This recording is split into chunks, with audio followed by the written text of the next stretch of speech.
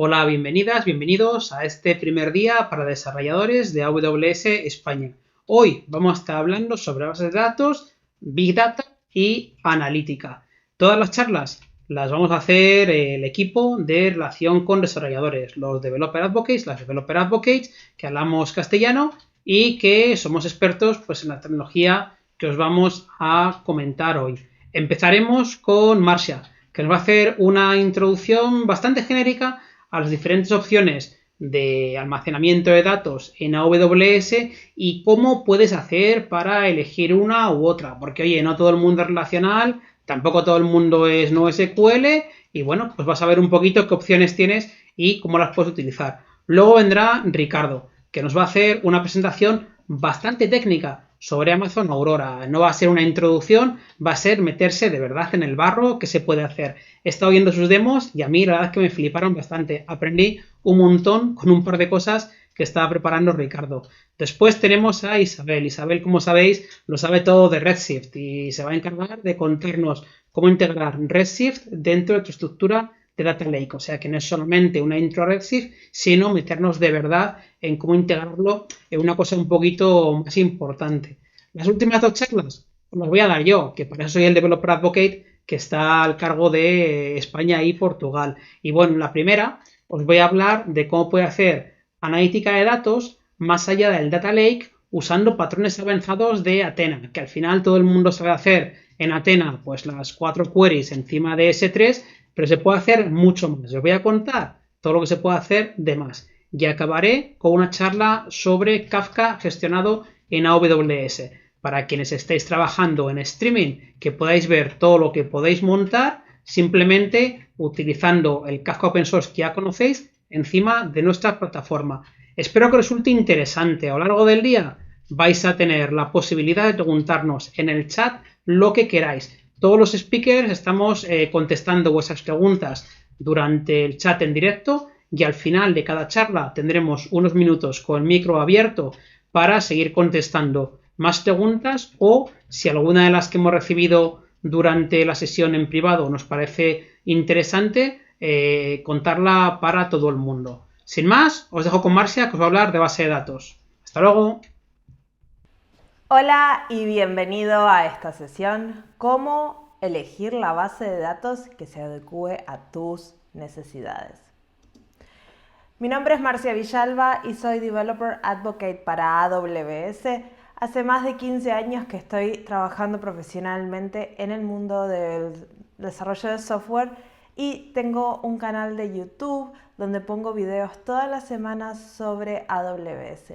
También tengo un podcast que se llama AWS en español con Isabel Huerga, que es otra de las exponentes en las sesiones de hoy, en el cual hablamos de todos los temas sobre AWS, diferentes servicios y diferentes tendencias en la nube y en el desarrollo de software. En esta sesión quiero que veas 3 cosas. Primero, voy a hablarte de diferentes técnicas para elegir la base de datos correcta para tus aplicaciones.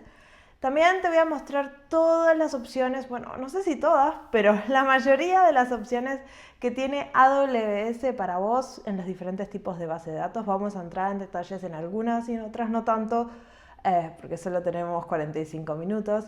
Y luego te voy a mostrar un ejemplo en el cual combinamos múltiples bases de datos para que veas que es posible. Lo primero es cómo elegir la base de datos. Y si vamos a cualquier proyecto y le preguntamos a la gente ¿por qué elegiste esta base de datos? Muchas veces vamos a escuchar porque era lo nuevo, era lo más trendy, porque tenía la licencia, porque es lo que sé usar. Son cosas muy típicas que vamos a escuchar de los equipos de desarrollo de software. Pero lo que deberíamos escuchar es elegí esta base de datos porque es la que sirve para la aplicación que estoy creando. Es una base de datos que está diseñada para resolver los problemas. Es el martillo y el clavo, no el martillo y el tornillo. Estamos agarrando la herramienta correcta para el trabajo correcto. En el blog de Bernard Bogers, que es el CTO de Amazon, él habla sobre este tema. Si les interesa, les dejo un artículo de su blog en el cual habla de Una base de datos ya no es la que sirve para todo. Es un artículo que está en inglés, pero está muy interesante y les dejo el link en la pantalla. Las aplicaciones y los patrones de aplicaciones han evolucionado con el tiempo. Teníamos primero mainframes, luego teníamos cliente-servidor, las 3 capas, base de datos, aplicación de negocio y frontend. Y ahora estamos en una arquitectura de microservicios, con aplicaciones distribuidas. Y nuestras bases de datos tienen que evolucionar de la misma forma. Entonces, eso es algo muy importante, entender cómo los requerimientos de nuestras aplicaciones han cambiado a lo largo de los años. Entonces, ahora vos te estás preguntando, ok, ¿cómo elijo la base de datos adecuada? Bueno, hay que tener en consideración 3 dimensiones. La primera es la forma de tu base de tus datos. La segunda es el tamaño de la cantidad de información y el tamaño de los datos en sí. Y la tercera es la cantidad de computación o procesamiento que le tenés que hacer a los datos. Cuando hablamos de la forma, me refiero, son filas de datos que vas a poner en la base de datos. Es información que viene con un montón de columnas, es información donde solo te interesa, con el identificador puedes traer todo el resto y no te preocupa. Necesitas información dentro de un documento y poder buscar por eso. Tenés una base de datos donde hay un montón de relaciones, tus datos son sumamente relacionados unos con otros, como un sistema de recomendación. Vas a estar guardando información que su eje X es el tiempo, o sea, no sé, sistemas de máquinas, por ejemplo, información de máquinas, a la 1 pasó esto, a las 2 pasó esto, a las 3 pasó esto, a las 4 pasó esto, o datos totalmente sin ninguna estructura y que vas a tirar en tus datos. Entender qué tipo de forma tienen tus datos es súper importante. Luego, el tamaño. El tamaño es algo que puede ser, ya sea si tenemos un techo en la cantidad de datos que vamos a tener, por ejemplo, estamos guardando todos los empleados. Bueno, generalmente no vas a tener 17.000 millones de empleados. Es algo con un techo. Pero puede ser algo sin techo, como sensores, o una red social donde la gente se crea perfiles y viene y va. No sabemos cuánta gente va a ver y puede ser, estamos esperando que todo el mundo se asocie a nuestra red social. También es importante el tamaño de la información que vamos a estar manejando. Entonces, no es lo mismo tener el estado actual de nuestros empleados, es algo muy limitado, pero si somos una empresa que hace 100 años que está en el mercado y queremos tener todo el histórico de nuestros empleados en los últimos 100 años, eso es un montón de información. Entonces no es solo la cantidad de registros individuales, pero también cuánto histórico vamos a tener que mantener. Y también cuánto vamos a retornar, una fila o 1.000.000 de filas a la vez. Y también cómo se puede guardar esta información. ¿Es algo que podemos particionar o es algo que tiene que estar todo junto guardado? Y por último, la dimensión de la computación, del procesamiento que le tenemos que hacer a esta información es, bueno, necesitamos hacer agregaciones, juntar las ganancias de los últimos 12 meses. Necesitamos ingerir información súper rápido, por ejemplo, si estamos guardando información de sensores que nos envían información cada microsegundo. La información cambia todo el tiempo. ¿Cuánto cambia? Por ejemplo, tenemos un inventario y necesitamos actualizarlo. ¿Cada cuánto? Hay cosas que se actualizan, hay cosas que no se actualizan. ¿Cuántas escrituras y lecturas vamos a hacer? Y luego la latencia que podemos tolerar, ¿no? Si nos interesa saber la información ya rápidamente, por ejemplo, estamos haciendo alguna base de localización o algún tipo de, no sé, ranking o algo por el estilo, o nos interesa, bueno, hay cierta latencia que podemos tolerar o podemos tolerar un montón de latencia porque es para un reporte y no nos importa. Entonces tenemos lo que es la base de datos que sirven para todo y las bases de datos que son específicas para un propósito. Yo creo que a veces cuando hablamos de bases de datos relacionales pensamos que sirven para todo y no es así. En esta charla voy a hablar de bases de datos específicas para un propósito, que nos van a ayudar a resolver problemas específicos. Y las bases de datos relacionales están en nuestra lista porque son unas bases de datos geniales que resuelven un montón de problemas. Pero no todo es un clavo, así que es importante entender que hay diferentes tipos de bases de datos para diferentes propósitos. Las aplicaciones modernas tienen requerimientos muy interesantes que hacen que a veces las bases de datos relacionales no funcionan. Cuando tenemos por nuestras aplicaciones 1 millón de usuarios o más, porque pensamos que nuestras aplicaciones son globales y esperamos que sea algo que la gente adopte. Vamos a guardar un montón de información. En el internet la gente espera que vos guardes todo lo que yo te ofrezco, vos lo tenés que guardar.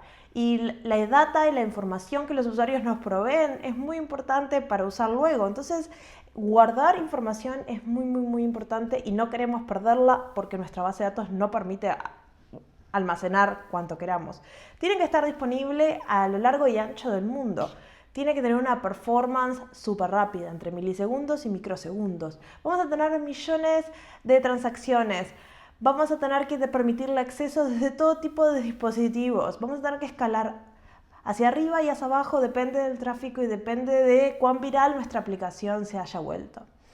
Y queremos pagar por lo que usamos y que no tengamos que romperle la cabeza a los programadores para poder acceder a estas bases de datos. Estos son los requerimientos bastante comunes de aplicaciones hoy en día y por eso vamos a ver un montón de casos de uso hoy, de casos de uso y también de soluciones para esos casos de uso que les pueden ayudar a resolver todas estas necesidades de sus aplicaciones. Vamos a empezar con las bases de datos relacionales, que son las que conocemos todos.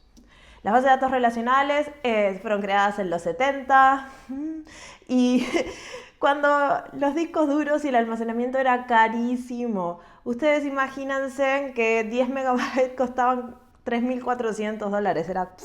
Y $3.400 de esa época, un montón de dinero.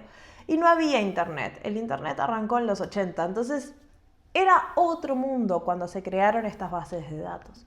Estas bases de datos relacionales generalmente dividen toda la información en tablas, en lo que se llama la normalización de las tablas, haciendo que el almacenamiento sea lo más eficiente posible. Vamos a guardar la información mínima, no vamos a duplicar, vamos a mantener todo en lo mínimo porque el almacenamiento es muy caro. Son altamente estructuradas porque así de esa forma no duplicamos y podemos retribuir la información. Entonces tenemos un esquema muy fuerte. Y después todas las relaciones en nuestra data se establecen por claves, donde podemos tener claves primarias y claves foráneas. Y luego estas bases de datos cumplen con las propiedades de ACID que nos aseguran que nuestra información va a ser consistente a lo largo y ancho de todas las transacciones que vamos a hacer. Una base de datos relacionales, este es un ejemplo de pacientes que visitaron un hospital, que tienen doctores y que se aplican tratamientos. Entonces tenemos nuestras claves primarias que están en cada tabla, necesitamos una clave primaria. La clave primaria tiene que identificar cada registro de esa tabla. Luego tenemos relaciones y las relaciones, por ejemplo, en este caso es el paciente visita un hospital y recibe un tratamiento. Y esas claves son las claves foráneas, que son pertenecientes a otras tablas, pero combinadas nos dan una clave primaria. Básicamente, para hacer todo tipo de operaciones en estas tablas necesitamos usar un lenguaje que se llama SQL y eso nos ha abierto la cabeza a usar las bases de datos relacionales un montón, porque este lenguaje es extremadamente potente lo que puedes hacer. Ejemplos. Podemos sacar todos los doctores que están asociados a un hospital en concreto usando una query de este tipo, una consulta de este tipo, o podemos buscar todos los pacientes que visitaron a un doctor la semana pasada haciendo consultas de este tipo. Si vos mirás, este tipo de consultas requieren un montón de procesamiento y el procesamiento ocurre en la misma base de datos, lo cual hace que la base de datos tenga problemas para escalar y no sirva para grandes números de transacciones. Aunque eso ha cambiado con el tiempo y muchas bases de datos ahora están siendo construidas para la nube. Si vamos a hablar de los servicios de Amazon, tenemos el servicio clásico de bases de datos que se llama Amazon Relational Database Service o RDS. Este sistema nos va a ofrecer 8 diferentes tipos de motores de bases de datos que son los más comunes: MySQL, Postgres, Maria, SQL Service, Oracle, entre otros. Y esto es un servicio muy fácil de administrar, en el cual básicamente vos te podés crear tus diferentes bases de datos y puedes escalarlas y están totalmente gestionadas por AWS. Quiero recalcar en uno de los modelos uno de los motores que soporta RDS, que es Aurora. Aurora es un motor de base de datos que creó Amazon, AWS, que soporta MySQL y Postgres. Se llaman que son compatibles. No es el mismo motor, pero son compatibles. Entonces, si tenés información en MySQL o en Postgres, la puedes importar a esta base de datos y va a funcionar. Lo que tiene Aurora es que tiene una disponibilidad y una performance súper buena. Está totalmente diseñada para trabajar en la nube con muchísimas transacciones y con un montón de datos. La clave de Aurora es que separó lo que es el almacenamiento de lo que es el procesamiento de datos. Generalmente en las bases de datos viene junto, entonces si tenés mucho procesamiento de datos, tu base de datos va a terminar funcionando más lenta, y si tenés mucha información guardada en la base de datos, va a afectar a cómo la base de datos puede escalar y puede crear estas operaciones. Entonces ahora lo que es el cómputo y lo que es el almacenamiento están separados y está todo diseñado para poder funcionar en ambientes donde se escala un montón, donde hay un montón de transacciones, y Aurora soporta muy bien eso. Si te interesa saber más de Aurora, hay una sesión en este seminario que se llama Amazon Aurora Avanzado. Ahí puedes aprender mucho más detalles y no vamos a entrar al detalle ahora porque está todo ahí. Pero me gustaría mencionar un par de cosas muy interesantes de RDS antes de pasar a la siguiente base de datos. Una de las cosas que a mí me gusta mucho es el sistema que se llama AWS Database Migration Service, que es el servicio de migraciones de AWS, que nos ayuda a migrar bases de datos, ya sea desde nuestros centros de datos, desde donde la tengas, o incluso desde dentro de la misma AWS, a otros tipos de datos o al mismo. Por ejemplo, si tenés en tu centro de datos una base de datos Oracle, la podés mover a Oracle adentro de RDS, o si tenés una base de datos Oracle, la podés mover a Postgres dentro de RDS y ahorrarte la licencia. También puedes hacer movimientos a otros tipos de bases de datos como Dynamo, por ejemplo, y DocumentDB, que vamos a hablar en un ratito. Después está esta herramienta que se llama el Schema Conversion Tool, que nos va a ayudar a hacer conversiones de esquemas, ya sea, por ejemplo, de Microsoft SQL, Aurora, y acá tenemos todas las diferentes conversiones, que es súper importante si queremos hacer migraciones. Es parte del AWS Migration Service. Y por último, me gustaría hablar de esta característica que tiene RDS, que es el RDS Proxy. Cuando surgió Serverless, todo el mundo decía, bueno, RDS, lo que son las bases de datos relacionales, no funcionan muy bien con Serverless porque es difícil escalarlas. Bueno, RDS Proxy está ahí para solucionar eso. Es básicamente un proxy que se pone entre tu aplicación Serverless, en tu función Lambda, y tu base de datos RDS. Y lo que va a hacer es manejar las conexiones a la base de datos. Va a obtener conexiones y liberar conexiones a medida que crea necesario, y de esa forma tu base de datos no se va a ver limitada en el número de conexiones que había, porque ese era un problema cuando surgió Serverless. ¿Cómo lo conecto a RDS? ¿Cómo manejo todas las conexiones que son un número limitado? Y con el RDS Proxy podés. Entonces, si era un problema que tenías, por favor, mirá esta característica que está súper buena. Bueno, y ahora nos movemos a la siguiente base de datos, que es la de clave valor. La de clave valor es la base de datos más sencilla de todos. Tenemos una clave y un valor. El user ID, 1, 2, 3, 4 y un valor. Súper sencillo, ¿no? Bueno, más o menos. Podemos tener ejemplos un poco más complicados, donde nuestra clave primaria sea, el ID de un jugador, y todo el valor sea un montón de atributos. Estos atributos no tienen esquema, podemos tenerlos o no tenerlos. Lo más importante, lo único que nos requiere las bases de datos de clave-valor es que tengamos una clave. Este es un ejemplo usando Dynamo, que ya voy a hablar en un segundo, pero por ejemplo si quisiéramos poner algo, en este caso un jugador con sus puntos en la base de datos, hacemos una función de put y ponemos eso. Necesitamos siempre darle el ID de la fila que vamos a meter. Y luego si queremos obtener ese atributo, básicamente con la clave lo devolvemos. Acá tenemos el ejemplo que es DynamoDB. DynamoDB es un ejemplo un poco traicionero porque DynamoDB no es solo una base de datos clave-valor, también es una base de datos de documentos y también tiene un montón de funcionalidades que no están dentro de las características normales de las bases de datos clave-valor y las bases de datos de documentos. Es una de las bases de datos más potentes que van a encontrar y es extremadamente performante, escala y sigue teniendo una performance, es sumamente serverless, no hay que administrar ningún servidor, ni decirle, ni pensar cuántas capacidades necesitas, si querés podés, pero no necesitas. Tiene una seguridad, un nivel de seguridad tan al detalle que te permite asegurarte que todo el mundo que tiene acceso tiene el acceso correcto a la base de datos. Y luego tenemos lo que son las tablas globales y que están distribuidas a lo largo y ancho del mundo y un montón de funcionalidades. Como pueden ver, es una de mis bases de datos favoritas. La característica que más me gusta de Dynamo y que cada vez que uso otras bases de datos digo, pero ¿por qué no lo tienen? Son lo que se llaman los Dynamo Streams. Los Dynamo Streams son algo recontrapotente. Básicamente lo que hacen es mandan un evento cada vez que ocurre algo dentro de la base de datos. Esto hay que habilitarlo, ¿no? Entonces, se crea un nuevo registro, evento. Se elimina un registro, evento.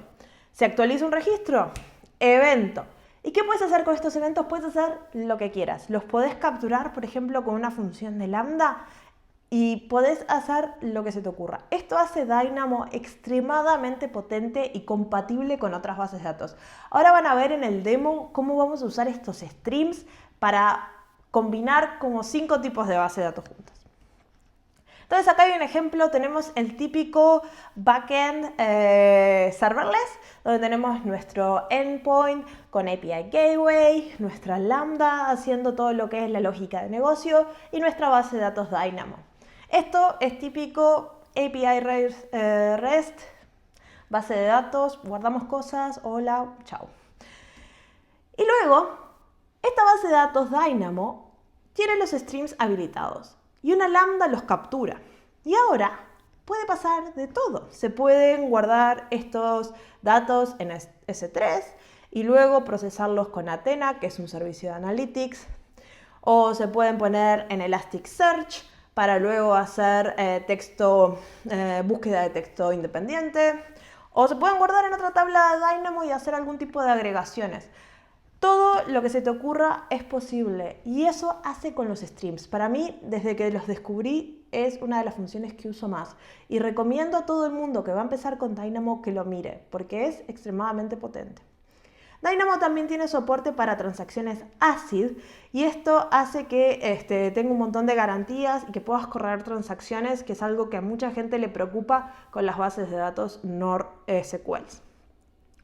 Con Dynamo también tenés encripción, podés encriptar todos tus datos cuando están guardados, así que es algo que podés habilitar ya sea en la consola o por infraestructura como código. Y también podés crear todo tipo de backups y de restores desde la consola. Una cosa que está muy buena es el SQL Workbench, que es una herramienta que te puedes descargar para hacer todo el modelado de datos y visualizar todas tus queries y lo puedes usar en tu computadora y de esa forma puedes probar todo lo que quieras hacer con Dynamo y está súper bueno, así no tenés que usar Excel o un pizarrón para dibujarlo. Esto es una herramienta que está muy muy interesante. Bueno, Y ahora seguimos un poco con lo que son las clave-valor, pero nos vamos a las bases de datos en memoria. Las bases de datos en memoria son súper rápidas y tenemos en AWS algunas. Por ejemplo, Elastic Cache. Elastic Cache vienen dos sabores, Redis y Memcache. Memcache es un cache y Redis tiene algo un poco más de estructura de datos y se puede usar para, por ejemplo, rankings, leaderboards y cosas en las cuales necesitas un poquito más de estructura, pero necesitas la velocidad y la forma de procesamiento rápido. Son muy sencillas de usar y lo vamos a ver en el demo cómo la usamos, pero básicamente en Redis vos tenés clave valor, la haces set, pones la clave, que en este caso es 1, 2, 3, 4, 5, el valor es connected, te va a decir OK, y luego lo puedes retornar. Esto lo puedes hacer con una SDK y puedes hacer algunas operaciones más complejas, como quiero todos los datos que están en el ranking en las primeras 20 posiciones, o quiero las últimas, o no sé, o quiero algún tipo de agregación. Tenés un montón de opciones en la documentación de Redis. Es muy fácil de usar y hace que tu base de datos sea súper potente. Luego tenemos las bases de datos de columna ancha, no sé cómo decirlo en español, de wide column. Estas bases de datos son como una mezcla entre bases de datos de clave valor y no son de documento todavía. Estas bases de datos básicamente son una clave, que tenemos en este caso Bob, y un montón de columnas. Estas columnas pueden ser diferentes en cada fila, pueden no tenerlas, puede tener otras, o sea, son muy dinámicas. Y lo que hace es que puedes hacer diferentes tipos de consultas a esta tabla. Tiene un poco más de flexibilidad que la de clave valor, pero tenés algún tipo de limitaciones también. No puedes hacer joins y cosas por el estilo. A los desarrolladores les gusta mucho este tipo de bases de datos porque es muy fácil de usar y escala muy bien. En AWS tenemos Amazon Keyspaces, que es básicamente Apache Cassandra, un soporte de Apache Cassandra. Así que si estás usando Apache Cassandra, podés mover toda tu información a Amazon Keyspaces y ahí vas a tener una base de datos totalmente gestionada por AWS con una performance al milisegundo, con una migración súper fácil y no vas a tener que gestionar tu clúster de Cassandra, que es bastante difícil de gestionar. Así que por ahí estamos. Después tenemos las bases de datos de documentos. Estas bases de datos seguramente las han escuchado muchas veces. Son bases de datos donde guardamos documentos. Documentos de JSON, que es lo más común. Tenemos colecciones de documentos y dentro de un documento podemos tener muchos documentos. O sea, un JSON con muchos JSONs dentro. Entonces, por ejemplo, tenemos acá un JSON con un perfil de usuario y luego le podemos cambiar y agregar otra cosa dentro. Esto es súper bueno para los diferentes desarrolladores, para guardar perfiles de usuarios y cosas donde no tenemos mucho esquema, pero necesitamos guardar esa información. Amazon DocumentDB es básicamente una base de datos que es compatible con MongoDB. Entonces, si ustedes vienen de MongoDB, esta base de datos les va a resultar muy sencilla de usar, donde pueden tener un sistema sumamente gestionado por AWS, que es muy rápido y todo dentro de su base de datos en su cuenta de AWS, así que es algo que pueden mirar. Luego, que hay un montón de bases de datos, tenemos la base de datos de grafos. Las bases de datos de grafos, acá podemos hacer preguntas como, si tenemos, esta es nuestra base de datos, ¿quién pintó a la Mona Lisa? Y nos va a dar la respuesta muy rápido, porque todas las relaciones es lo que nos importa. Luego podemos preguntarle, ¿qué museos debería Alice visitar cuando está en París? Alice debería visitar el Louvre, no sé. ¿Qué artistas tienen pinturas en el Louvre? El Louvre tiene Leonardo da Vinci. Y por ahí vas navegando todas las diferentes relaciones y vas a encontrar las respuestas. Básicamente, ¿esto se puede hacer en una base de datos relacional? Sí. Pero ahí vamos a tener tablas en vez de relaciones. Y aquí vamos a usar las relaciones como información. O sea, no vamos a construir tablas, vamos a tenerlas en lo que son los bordes. Estos son ideales para redes sociales, donde tenemos un amigo con muchos amigos y cosas por el estilo. sistemas de recomendaciones, donde yo compré esto y vos compraste aquello y cómo me recomendas tus productos, sistemas de detección de fraudes, gráficas de información para lo que son las ciencias biológicas y cosas por el estilo, o para lo que son dibujos de redes y operaciones donde tenemos un montón de servidores o arquitecturas físicas que queremos saber dónde está qué y quién se relaciona con qué. Entonces, una base de datos de grafo, como ya vimos en el primer ejemplo, son burbujitas con líneas y cada burbujita se le llama nodo. Cada burbujita es un tipo de dato, en este caso tenemos personas, tenemos productos y tenemos como actividades o temas que nos interesan. Y luego tenemos lo que son los bordes o las conexiones, en lo cual son las relaciones que se forman entre los diferentes nodos. Entonces, por ejemplo, en este caso tenemos que una persona compró cierto producto, que una persona sigue a cierto tema o una persona conoce a otra persona. Entonces, ahora le ponemos nombres a nuestras personas y vamos a ver un caso de uso. Queremos saber qué producto recomendarle a un usuario nuevo que se registró en el sistema. Tenemos a Sara. Sara sigue a la categoría deportes. ¿Qué producto le recomendaríamos a Sara? Si miramos la gráfica, como somos humanos, diríamos le recomendaría el producto porque es lo único que hay. Pero a la computadora necesitaríamos pasarle algo más complejo. Para eso vamos a usar un lenguaje que se llama Gremlin, que nos permite crear estas queries de base de datos de grafos y de esa forma vamos a decirle a Sara que tiene que comprar el producto. Acá está la query.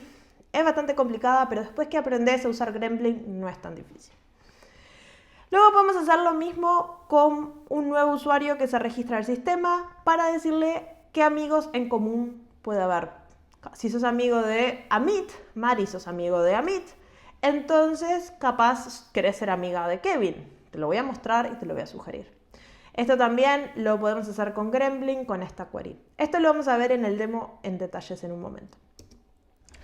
La base de datos de AWS se llama Amazon Neptune y es una base de datos totalmente gestionada por AWS, es muy rápida y está disponible. Y ahí pueden hacer todo este tipo de relaciones y poner sus productos, sus usuarios y todo lo que necesiten. Está muy fácil de usar y es extremadamente potente. Entonces vamos al demo, así les muestro con código lo que pueden hacer. Lo que vamos a construir es una aplicación de comercio, Amazon.com, por ejemplo, en la cual vamos a comprar libros. Y para eso vamos a usar muchas bases de datos. Vamos a usar una base de datos de clave-valor, vamos a usar una base de datos de grafo, vamos a usar una base de datos de memoria y vamos a usar unas bases de datos que no hablé, que son las de búsqueda. Las de búsqueda son que nos permiten hacer búsqueda de texto sin estructura. Por ejemplo, queremos escribir no sé, quiero los libros que tengan el texto perro, entonces pongo perro en la cajita de búsqueda y me da todos los libros que tienen el texto perro. Esta es como las capas que tenemos en nuestra aplicación. Para lo que es el frontend vamos a estar trabajando con Cognito para autenticarnos. Cada usuario va a tener que tener un usuario y un password. Vamos a usar CloudFront para distribuir esta aplicación y vamos a estar guardando todo en S3. Todo lo que es la parte de negocio va a ser serverless con Lambda y una API de API Gateway. Y lo que nos interesa en esta charla es lo que es las bases de datos, que ya dije vamos a tener 4. Dynamo, Elasticsearch, Redis y Neptune. Todos gestionados por AWS, todas súper gestionadas por AWS en la cual no tenemos que hacer nada y las podemos llamar a todas usando APIs o desde la AWS SDK. Este es más o menos cómo va a fluir las conexiones entre las diferentes bases de datos. Entonces ustedes ven que nuestra API Gateway va a recibir una request y la va a mandar a una Lambda. Algunas Lambdas van a guardar en una base de datos de Dynamo diferente y generalmente las que guardan en Dynamo, las bases de datos de Dynamo van a tener habilitados los streams. Entonces pongamos el ejemplo de una orden. Vamos a poner una orden en la base de datos. Entonces vamos a hacer Amazon API Gateway, va la lambda de checkout, que va a crear una orden en esa base de datos de Dynamo. Cuando creamos una orden se va a enviar un mensaje en los streams y estos van a ser capturados por lo que es la base de datos de Redis en este caso, que va a generar un leaderboard de los libros más vendidos. Luego tenemos el servicio de Elasticsearch que nos va a permitir buscar. Entonces nuestra tabla de Dynamo va a emitir un evento cada vez que agreguemos un nuevo libro a esa base de datos y va a indexar el libro en el índice del Elasticsearch. Así que, y lo mismo pasa con Neptune, que no está dibujado ahí, pero cada vez que agregamos un usuario y un libro va a empezar a crear recomendaciones y va a estar populando esa información. Si quieren obtener el demo, pueden ir a este link en la pantalla, sáquenle una screenshot, sáquenle una foto y ahí van a ver que hay un repositorio de GitHub en la cual pueden encontrar toda la información de este demo y también un botón en el cual pueden desplegar el demo en su consola de AWS. Por favor, después que lo terminen, quítenlo porque tiene costo, no es un demo gratis, entonces por favor quítenlo porque les va a costar sino dinero. Pero pruébenlo, está muy bueno y pueden ir viendo todos los pedacitos cómo funciona. Entonces esta es la página cuando se despliega esa aplicación. Ven que es una librería y aquí podemos ver los diferentes tipos de libros y podemos ver los libros que nuestros amigos compraron, el ranking, y aquí si tenemos las diferentes categorías, la de hadas, las de mejoras del hogar, de cocina, yo qué sé. Bueno, vamos a comprar un libro, voy a comprar ese y ahora vamos a ir al carrito de compra, quiero uno y lo compro. Ahí pongo una tarjeta de crédito, obviamente todo esto es falso y listo. Cuando pasó esto, se actualizó nuestra leaderboard y nuestro libro anda por acá en la lista de los más comprados, que lo podemos ver aquí. Pero bueno, como compramos uno, el más comprado sigue siendo el curso de cocina de Cordero. Acá está nuestro libro. Entonces capaz lo que podemos hacer es comprar muchos para que aparezca primero y ver cómo funciona.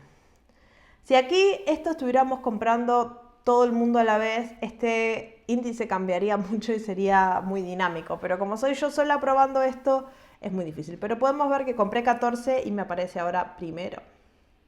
Luego también puedo buscar y esto está usando el Elasticsearch. Entonces busco Cordero y me aparece el libro que tiene Cordero en el título.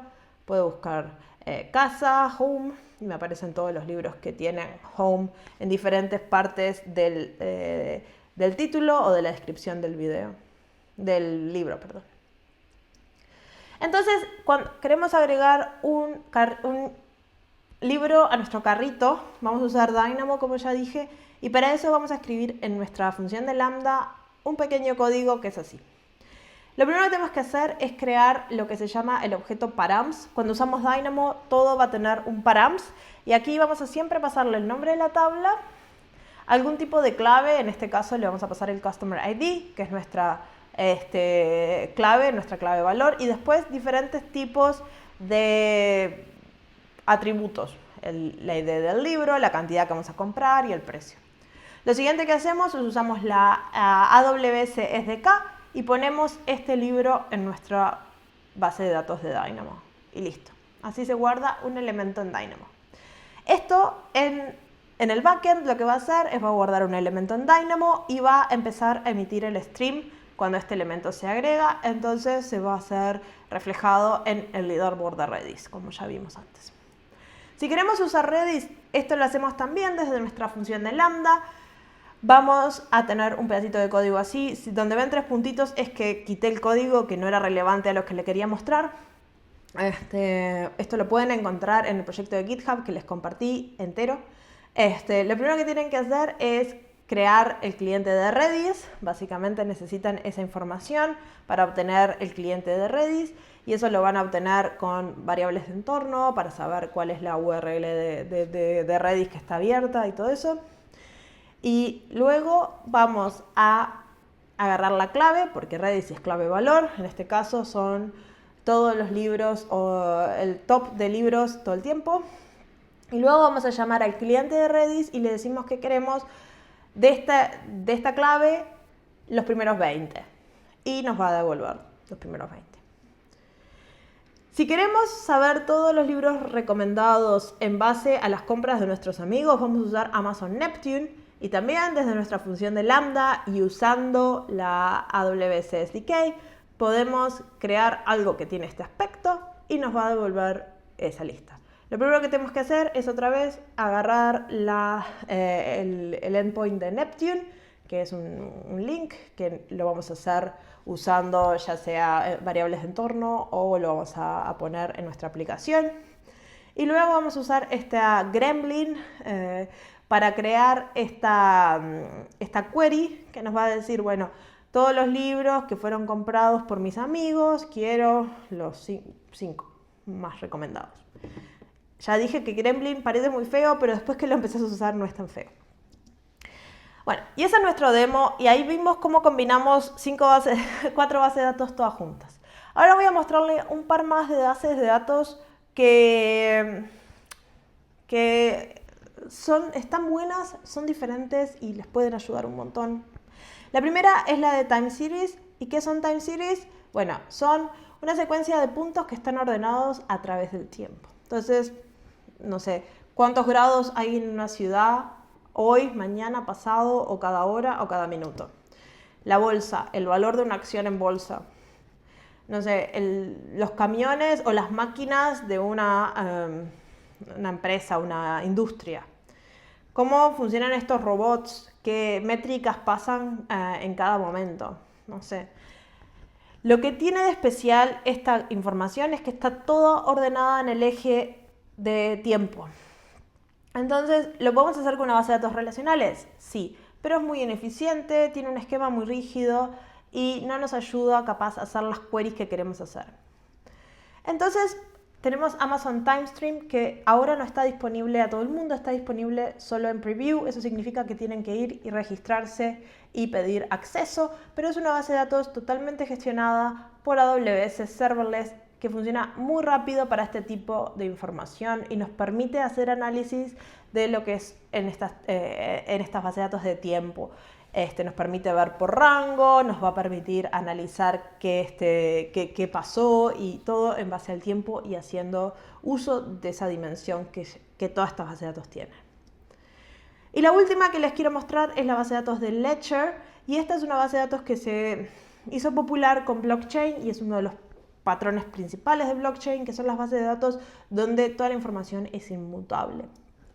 Esto se puede usar mucho en lo que es el sistema público, en la salud, en lo que es recursos humanos, porque es información que se guarda en un registro y no se puede modificar más.